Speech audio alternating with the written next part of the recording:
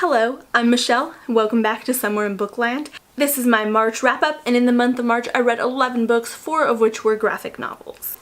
Now the first book I read was The Darkest Part of the Forest by Holly Black.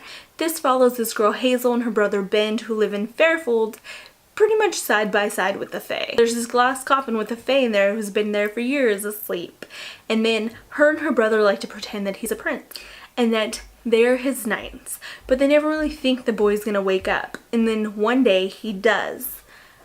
This book was good. I read this book because I really enjoyed The Crow Prince, and I heard that this was in the same world and some of these characters are in the Crow Prince book. I gave this book 5 stars.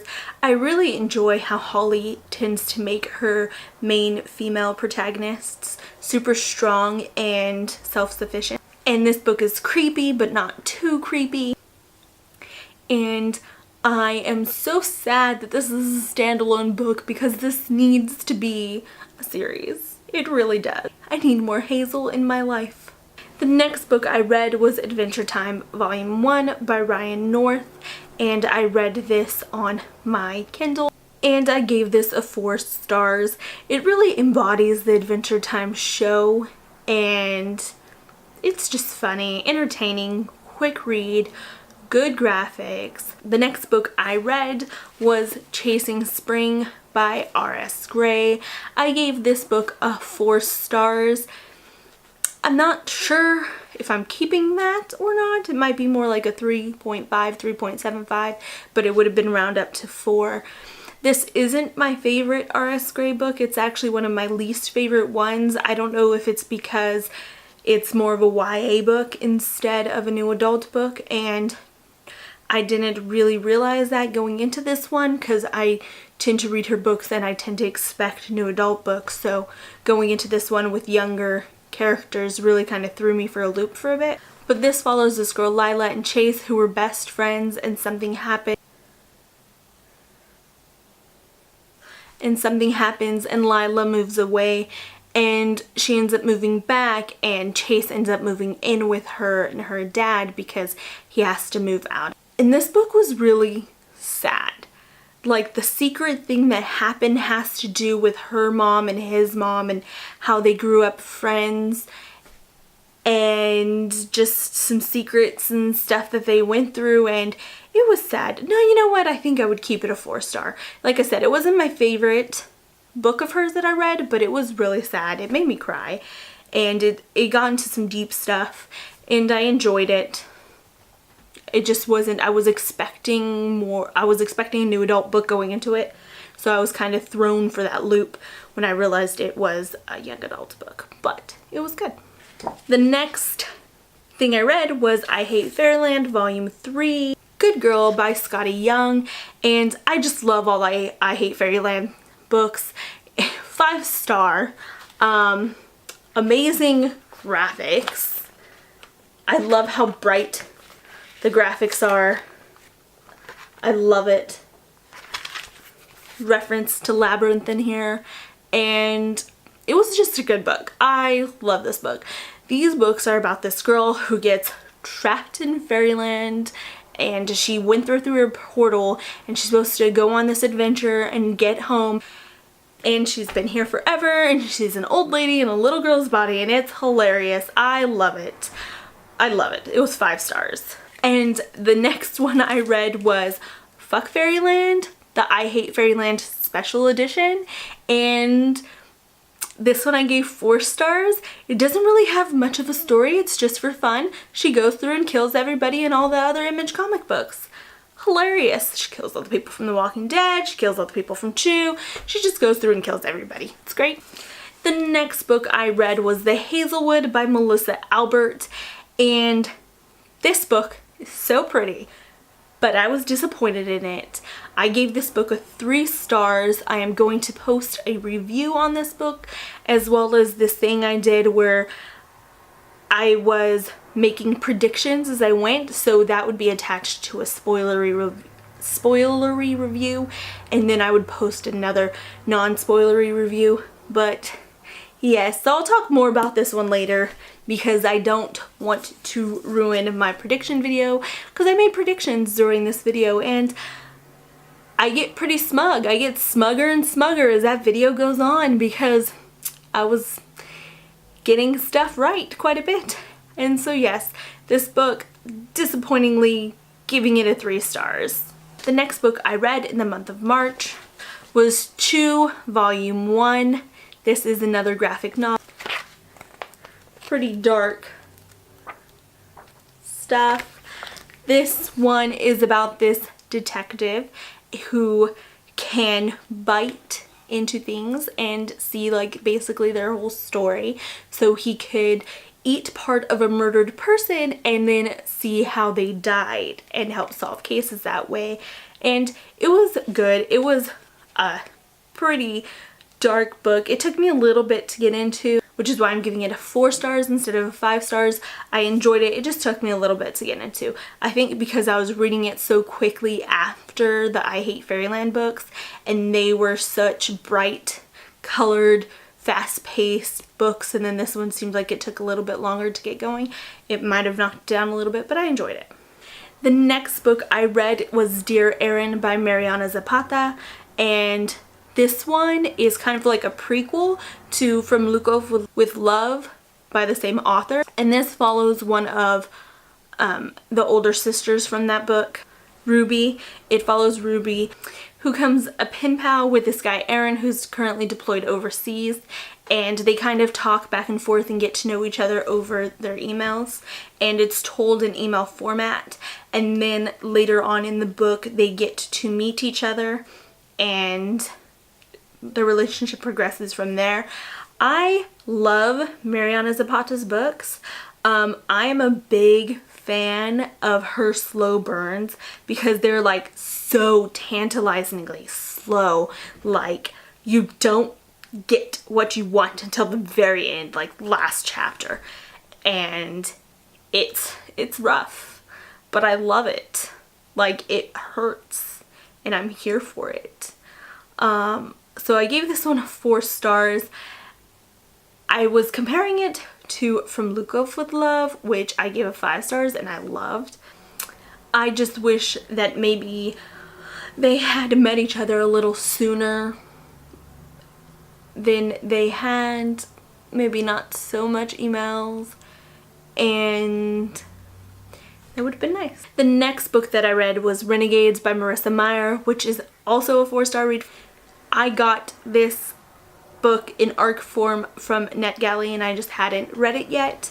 And so I finally read it, and I don't know why going into this book I thought it was going to be like set in space. So when I started reading it and found out it was about superheroes and villains, I freaked out. I was so excited. I had actually started listening to the audiobook, and then I had to stop listening to the audiobook and start reading it because I could read it faster than the audiobook can read it to me, and I was just too impatient and wanted to know the story faster than it was telling it. I love that this book didn't just stereotype people as villains and superheroes. It's more of villains who might not be as villainous as you think. They might be doing it for a good reason, and then superheroes who might not be as heroic as you think, and they could be doing some really shady stuff. I just love that it goes into the fact that characters can't be put into little boxes perfectly saying what they are because they're so complex that people aren't always going to be good or aren't always going to be bad, or maybe they start out bad and become good, or maybe they start out good and slowly start working their way to being bad. Something I mentioned in my Goodreads review on it was that I liked that good people can have faults and bad people can have good reasons for what they do. Everything's not always so cut and dry. I also really enjoyed the tryout scene because that's not something you maybe like you normally see in superhero stuff. Like if someone has powers, they're automatically a superhero or a supervillain. You don't have to try out to become part of a superhero team. So it's like you can have powers and be special, but you're not special enough. I thought that was interesting. And then Nova, I just loved her character. Like she wants to be a villain so bad, but she's starting to see the good in the good people. And then Adrian's power is my favorite. I think it's the coolest power. Like hands down, he has the best power. like no arguing with me there. He has the best power. And I'm really excited for the sequel. I can't wait for this book to have the sequel. It was 4 stars. The only reason I didn't give it 5 stars is I felt like it could have had a little more. Like, it ended too soon. And I didn't like that it ended on a cliffhanger. I understand why. But usually when you end on a cliffhanger, it hurts my heart. So I gave it 4 stars. Because it hurt my heart. Even though I kind of predicted it, I was like, and then it happened. And then I was like, So yes, 4 stars. This was like the month of 4 stars. The next book I read was also an ARC I received from NetGalley, and that is Starry Eyes by Jen Bennett. I had requested this book specifically because I really enjoyed Alex Approximately, and so I wanted to read the next book in the series. And this book was being pitched as a Romeo and Juliet retelling, where they go into the forest, or they go camping or something with their school, is what I had heard people saying, is that they go camping with their school and then they get left behind somehow. Well, first off, they don't go camping with their school, they go camping with their friends. And secondly, I understand kind of where they're coming from with the Romeo and Juliet thing, because Zori and Lennon's parents don't get along, but that's just because Zori's dad doesn't like Lennon's moms. And Lennon's moms have no problem with Zori's parents. And Zori's stepmom has no problem with Lennon's parents. And I don't really see it as a Romeo and Juliet thing. Honestly, I see where they got the connection from, but I don't really think that that comparison to Romeo and Juliet is really as strong as I was expecting it to be. And the whole hate to love thing, also not exactly what I was expecting it to be. I mean, the hatred is like, it's one of those, just talk to each other things, instead of like, I have valid reasons for hating you things. So I enjoyed this, and Zori got on my nerves at the beginning of the book. I mean, near the end of the book, or near the middle, I started to like her more, but she was getting on my nerves. And I loved Lennon and his moms, and I loved Zori's stepmom, and I hated her dad. But overall, like, when the book was all said and done, I enjoyed it, but I can't comfortably give it a 5 stars because she got on my nerves at the beginning, and I just didn't think that whole Romeo and Juliet plot line was actually like a Romeo and Juliet plot line. And then the last book I read for the month was Simon vs. the Homo Sapiens Agenda by Becky Albertalli, and I gave this book a 4 stars as well. Now, this book follows Simon, who isn't yet out as being gay, and he's been having this online relationship with this guy, Blue, that's not his real name. Simon doesn't know who he really is. And this guy, Martin, finds these emails and starts blackmailing Simon, and if Simon doesn't help become his wingman, he is going to out Simon to the entire school.